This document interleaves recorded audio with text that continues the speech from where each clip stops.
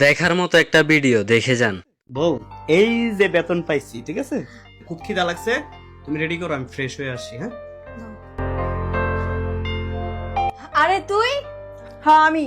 আয় ঘরে আয় বউ। না ঘরে আইতাম না, তোর জামাই যে 5,000 টাকা নিছে, এই টাকাটা দে। তখন লাগে অশান্তি আর ভাল লাগে না। কতদিন হয়ে গেছে টাকা নিছ, এখনো টাকা দেওয়ার কিন্তু নাম গন্ধ নাই। আজকের কালকের ভিতর যদি টাকা না দেস, তুই যে আমার বোন এটা আমি ভুলে যাবো। তোর টাকা দিয়েই তো রইছিলাম আমি তোর।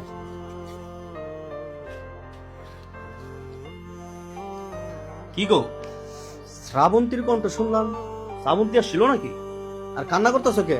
হ আইছিল, আর ওর কাছ থেকে যে আপনার জন্য টাকা আনছিলাম, ওই টাকার লেগে অনেক কথা শুনাইল।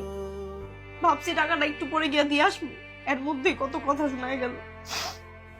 আসলে কি জানো, দুনিয়ার মধ্যে কেউ আপন নাই, ভাই বোন সবাই হলো স্বার্থ। যতক্ষণ স্বার্থ ততক্ষণই পাশে থাকে। আমার এই দুনিয়াতে তুমি ছাড়া কেউ আপন নাই। টাকাই একমাত্র হাতিয়ার, যা আপন পর সবাইকে